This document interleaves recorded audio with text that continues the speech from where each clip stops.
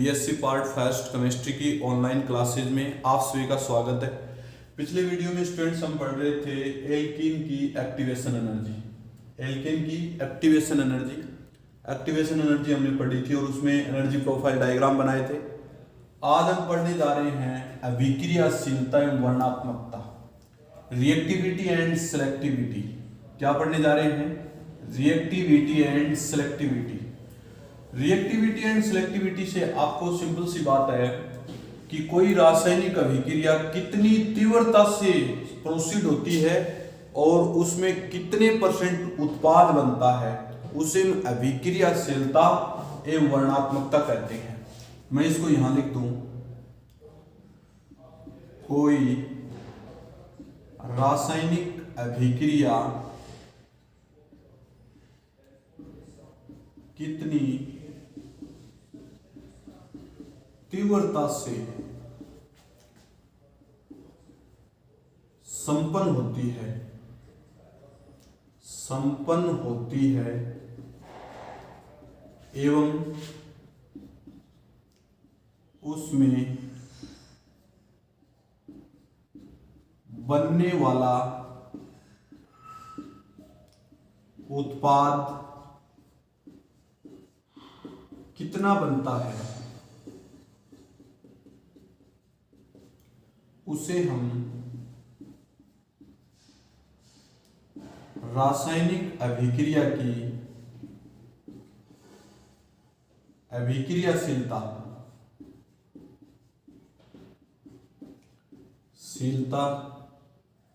एवं वर्णात्मकता कहते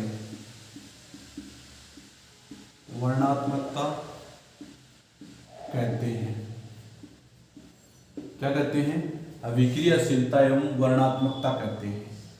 ठीक है, ये अभिक्रियाशीलता का कोई अभिक्रिया कितनी जल्दी संपन्न होती है, अभिकारक से उत्पाद में कितनी जल्दी बनती है, उसे अभिक्रियाशीलता कहेंगे। और कितने % प्रोडक्ट बनता है, उसे हम क्या कहेंगे? वर्णात्मकता। क्या कहेंगे? वर्णात्मकता। आप लोग सभी जानते हैं कि 3 डिग्री, 2 डिग्री, 1 डिग्री और 0 डिग्री कार्बोकेटाइन होते हैं, बनते हैं। और तो इसमें 3 डिग्री कार्बोकेटाइन मोर स्टेबल होता है, और ये होता है लेस स्टेबल। और जो कार्बोकेटाइन लेस स्टेबल होता है, इसका मतलब उसमें बॉन्ड ब्रेक करने के लिए अधिक एनर्जी की आवश्यकता होगी। बॉन्ड ब्रेक करने के लिए अधिक एनर्जी, इसको लिखेंगे अधिक ऊर्जा, और इसमें लिखेंगे कम ऊर्जा की आवश्यकता हो। मान लीजिए जो रेडिकल लेस स्टेबल होता है उसमें अधिक ऊर्जा की आवश्यकता होगी, और जो मोर स्टेबल होता है उसमें अधिक ऊर्जा की आवश्यकता होगी। अब देखिए स्टूडेंट्स, मान लीजिए अपन मेथेन को देखें, ये मेथेन है भी, और मेथेन से CH3 radical plus H radical बने। ठीक है भाई, तो इसके लिए जो डेल H की वैल्यू है उसका मान है अपने पास 104 किलो कैलोरी मोल इनवर्स है। कितना है? 104 किलो कैलोरी मोल इनवर्स है। इसी प्रकार एथेन, ये लेंगे एथेन से एथेन रेडिकल बनाया। हमने क्या बनाया? Ethane radical, CH2 radical plus H radical. तो इसके लिए जो डेल H की वैल्यू है वो हमारी 98 किलो कैलोरी मोल इनवर्स हो जाती है। कितनी हो जाती है? 98 किलो कैलोरी मोल इनवर्स हो जाती है। तीसरा, ये फर्स्ट है, ये सेकंड है, फिर थर्ड बता रहा हूं आपको मैं। थर्ड में देखो, सपोज दैट मैं आइसोब्यूटेन ले लेता हूं। क्या ले लेता हूं? आइसोप्रोपेन ले लेते हैं। आइसोप्रोपेन को आइसोप्रोपिल रेडिकल में ब्रेक करें, CH3H CH3 radical plus H radical, ये बन गए। अब इसके लिए डेल H की जो वैल्यू है, डेल H की वैल्यू अपने पास 95 किलो कैलोरी मोल इनवर्स प्राप्त होती है। कितनी प्राप्त होती है? 95 किलो कैलोरी मोल इनवर्स प्राप्त होती है। और चौथी जो रिएक्शन है वो आइसोब्यूटेन है। कौन सी है? आइसोब्यूटेन। ये अपने पास आइसोब्यूटेन है। इसको ब्रेक करेंगे तो आइसोब्यूटिल रेडिकल बनेगा। क्या बनेगा? Isobutyl radical. आप लोग इसको ऐसे लिख सकते हैं प्लस H रेडिकल। इसके लिए जो डेल H की वैल्यू है उसका मान है 92 किलो कैलोरी मोल इनवर्स। ठीक है स्टूडेंट्स, अब आपको नोटिस करना है ये कितने डिग्री रेडिकल बन रहा है? 0 डिग्री रेडिकल। यहां कितने डिग्री बन रहा है? 1 डिग्री रेडिकल। यहां कितने डिग्री बन रहा है? 2 डिग्री रेडिकल। यहां कितने डिग्री बन रहा है? 3 डिग्री रेडिकल। तो मैंने अभी थोड़ी देर पहले आपको एक बात बताई थी कि जो रेडिकल मोर स्टेबल होता है उसकी एनर्जी कम होती है, और जो रेडिकल लेस स्टेबल होता है उसकी ऊर्जा क्या होती है? अधिक होती है। ठीक है स्टूडेंट्स, इसको अपन ग्राफ के द्वारा देखना एक बार।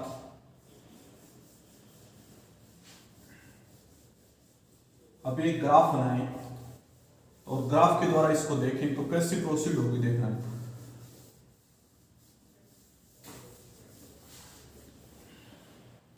मान लीजिए अपने पास ये कोई ग्राफ है, आप लोग ऐसे बना लें ग्राफ। इसको थोड़ा सा मैं ऐसे कर देता हूं। ये ग्राफ है, यहां तो लिखेंगे पोटेंशियल एनर्जी। क्या लिखेंगे? Potential energy. यहां लिखेंगे रिएक्शन कोऑर्डिनेट। Reaction coordinate. ठीक है भाई, एक तरफ तो पोटेंशियल एनर्जी और एक तरफ रिएक्शन कोऑर्डिनेट। यहां मैं ग्राफ बनाऊं तो सबसे पहले देखो ये ग्राफ बना रहा हूं मैं। सपोज दैट एक ग्राफ ऐसे बना और मैं यहां लिख देता हूं CH3 radical plus H radical. Energy कितनी है अपने पास? Del H is equal to 104 kilo calorie mole inverse. ठीक है, इसको थोड़ा सा मैं गहरा कर देता हूं। ये ठीक है भाई। दूसरी जो एनर्जी है वो यहां बनाते हैं, तो थोड़ा सा इससे कम करेंगे, यहां बनाए। आप लोग इसकी एनर्जी को ऐसे बनाएं। ठीक है भाई, ये बना दिया मैंने। इस एनर्जी को अपन बोलेंगे CH3 CH2 radical plus H radical. इसके लिए वैल्यू कितनी होगी? डेल H की जो वैल्यू है वो अपने पास है 98 किलो कैलोरी मोल इनवर्स। क्यों भाई? 98 किलो कैलोरी मोल इनवर्स। फिर तीसरी जो एनर्जी है वो ऐसे बनाएंगे, ये तीसरी एनर्जी है। समझ पा रहे हो? तीसरी एनर्जी बना दी मैंने। ये एनर्जी किसकी है? Isopropyl radical. कौन सा है? Isopropyl radical. डेल H की वैल्यू कितनी है? Del H is equal to 95 kilo calorie mole inverse है। कितनी है? 95 किलो कैलोरी मोल इनवर्स है। उसके बाद लास्ट जो एनर्जी है हमारी, वो एनर्जी इतनी है, ये एनर्जी है। इस एनर्जी को अपन बोलेंगे आइसोब्यूटिल रेडिकल। क्या लिखेंगे? Isobutyl radical plus H radical. इसके लिए डेल H की वैल्यू कितनी है? Del H is equal to 92 kilo calorie mole inverse है। कितनी है?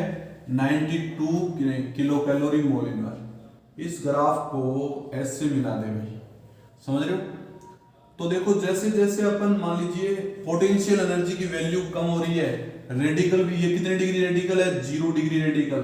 ये 1 डिग्री रेडिकल, ये 2 डिग्री रेडिकल और ये 3 डिग्री रेडिकल। ठीक है, जैसे जैसे रेडिकल बढ़ रहे हैं एनर्जी की वैल्यू क्या हो रही है? कम हो रही है। समझ गए? तो मोर स्टेबल कौन सा होगा? 3 डिग्री, फिर कौन सा होगा? 2 डिग्री, फिर कौन सा होगा? 1 डिग्री, और फिर कौन सा होगा? 0 डिग्री। अब ये जो रेडिकल बन रहे हैं अपने पास, आप लोगों को नोटिस करना है कि जो सबसे ज्यादा स्टेबल रेडिकल है उसकी एनर्जी देखो कम है। तो अपन डेफिनेशन ऐसे लिख सकते हैं कि किसी रासायनिक अभिक्रिया में यदि बंद तोड़ने के लिए कम ऊर्जा की आवश्यकता होती है, इसका मतलब वो अधिक आसानी से प्रोसीड होगी। बंध टूटने के लिए जितनी कम ऊर्जा की आवश्यकता होगी वो रिएक्शन उतनी आसानी से संपन्न होगी और उसकी स्टेबिलिटी उतनी ही ज्यादा होगी, या उसकी वर्णात्मकता को बोलूं मैं उतनी ही ज्यादा होगी। ठीक है स्टूडेंट्स, अब अपने एक दो एग्जांपल देखते हैं। ये तो हो गया ग्राफ। अपन प्रोपेन की बात करें, किसकी बात करें? प्रोपेन। देखो भाई ऐसे से मेथेन एथेन, इसमें तो 1 डिग्री रेडिकल ही बनते हैं, दोनों में 1 डिग्री बनते हैं, एक में 0 डिग्री एक में 1 डिग्री। ठीक है, लेकिन अपन प्रोपेन की बात करें, सपोज दैट प्रोपेन का क्लोरीनीकरण, मैं ऐसे लिख देता हूं एग्जांपल, यहां लिख देते हैं प्रोपेन का क्लोरीनीकरण, ये हेडिंग डालते हैं प्रोपेन का क्लोरीनीकरण। सपोज दैट एक रिएक्शन है CH3 CH CH3 H plus Cl2 और ये प्रकाश की उपस्थिति में प्रोसीड हो रही है, लाइट की प्रेजेंस में। तो आप लोग इसको क्या लिखेंगे? CH3 CHCl CH3 plus CH3 और यहां लिखेंगे CH3 H और CH2 Cl, ये बन जाएगा। अब इसको तो मैं बोलूंगा 2 क्लोरोप्रोपेन, 2 क्लोरोप्रोपेन और इसको बोलूंगा मैं 1 क्लोरोप्रोपेन, 1 क्लोरोप्रोपेन। तो इसकी वर्णात्मकता भाई अभिक्रियाशीलता तो आप जानते हो, अभिक्रियाशीलता अभिक्रिया संपन्न होने की प्रोसेस यानी इसका वेग पर कितना इफेक्टेड पड़ता है। अब वर्णात्मकता देखेंगे सिलेक्टिविटी, तो सिलेक्टिविटी में 2 डिग्री का कार्बोकेटाइन बनता है, 2 डिग्री रेडिकल बनता है और इसमें 1 डिग्री रेडिकल बनता है। तो इसकी अमाउंट होगी 56%, कितनी होगी? 56% और इसकी अमाउंट होगी 44%। तो 1 डिग्री जो प्रोपेन है उसके लिए तो 44% कंपाउंड बनेगा और 2 डिग्री जो प्रोपेन है उसके लिए अपने पास 56% कंपाउंड बनेगा। तो ये इसकी सिलेक्टिविटी होगी। क्या होगी? सिलेक्टिविटी। यानी प्रोपेन का यदि क्लोरीनीकरण करें तो एक तो 1 क्लोरोप्रोपेन एक 2 क्लोरोप्रोपेन, तो 1 क्लोरोप्रोपेन के बनने की संभावना कितनी है? 44% और 2 क्लोरोप्रोपेन के बनने की संभावना कितनी है? 56%। समझ पा रहे हो स्टूडेंट्स? तो ये थी इसकी सिलेक्टिविटी। नेक्स्ट अगला एग्जांपल देखेंगे अपन, सेकंड एग्जांपल आइसोब्यूटेन, यहां लिख देता हूं मैं आइसोब्यूटेन का क्लोरीनीकरण। आइसोब्यूटेन का क्लोरीनीकरण, क्या लिखना है? आइसोब्यूटेन का क्लोरीनीकरण। देखो भाई आइसोब्यूटेन का क्लोरीनीकरण करें पर, आइसोब्यूटेन का क्लोरीनीकरण यहां कर रहा हूं मैं।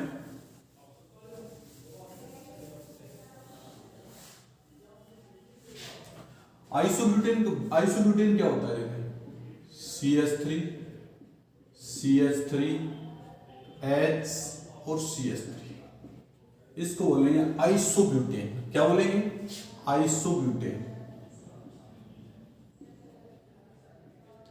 आइसोब्यूटेन इसकी रिएक्शन Cl2 से करवाएं तो एक तो बनेगा आपका आइसोब्यूटिल क्लोराइड और एक बनेगा तृतीयक butyl chloride.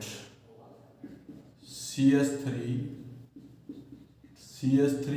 Cl CH3 plus CH3 H CH2 Cl, इसको बोलेंगे तृतीयक ब्यूटिल क्लोराइड। तृतीयक ब्यूटिल क्लोराइड क्या बोलेंगे? तृतीयक ब्यूटिल क्लोराइड। और इसको क्या बोलेंगे? Isobutyl chloride. आइसोब्यूटिल क्लोराइड क्या बोलेंगे? Isobutyl chloride.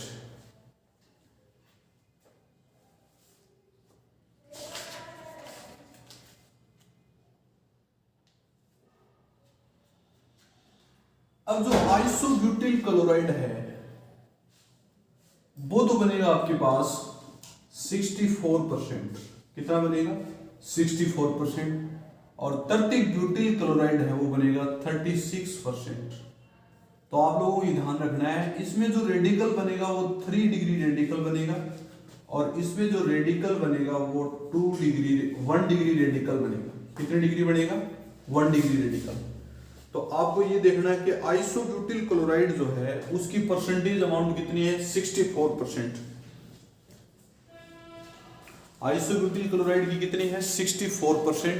और तर्तिक ब्यूटिल क्लोराइड की कितनी है? 36%। तो मोर स्टेबल कौन सा हो गया? Isobutyl chloride. और लेस स्टेबल कौन सा हो गया? तर्तिक ब्यूटिल क्लोराइड। अब देखो इन दोनों में 3 डिग्री है, इसमें 1 डिग्री है, ऐसा क्यों हुआ? इसके बारे में अपन नेक्स्ट पीरियड पे अपन चर्चा करेंगे। नेक्स्ट पीरियड पे अपन इसमें जो सिलेक्टिविटी है वो कैसे काउंट की जाती है, या अपन जैसे कहें कि वर्णात्मकता का मान कैसे ज्ञात किया जाता है, वो स्टूडेंट अपन नेक्स्ट पीरियड में ज्ञात करेंगे। कोई दिक्कत स्टूडेंट्स? अब देखो मैं आपको एक छोटी सी टेबल बताता हूँ। टेबल के बारे में अपन चर्चा करेंगे। जैसे अपन 1 डिग्री हाइड्रोजन परमाणु लिख दूं मैं यहाँ पर, देखना एक टेबल की चर्चा करेंगे नेक्स्ट पीरियड पर अपन सिलेक्टिविटी ज्ञात करने के लिए। तो टेबल देखो यहाँ लिखेंगे हाइड्रोजन परमाणु का प्रकार, यहाँ लिखेंगे 1 डिग्री, 2 डिग्री और 3 डिग्री। 1 degree, 2 degree, 3 degree. यहां मैं लिख दूं X इजिकल टू यदि Cl हो तो प्रति हाइड्रोजन परमाणु की प्रति अभिक्रियाशीलता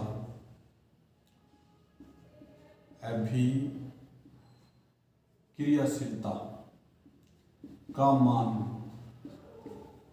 तो 1 डिग्री के लिए अपन लिखेंगे 1 डिग्री के लिए क्या लिखेंगे? 1। 2 डिग्री के लिए लिखेंगे 3.8 और 3 डिग्री के लिए लिखेंगे 5.0 यदि X इजिकल टू Cl हो। और दूसरा X इजिकल टू यदि Br हो। X इजिकल टू क्या हो? Br। तो Br हो तो प्रति H परमाणु के प्रति अभिक्रियाशीलता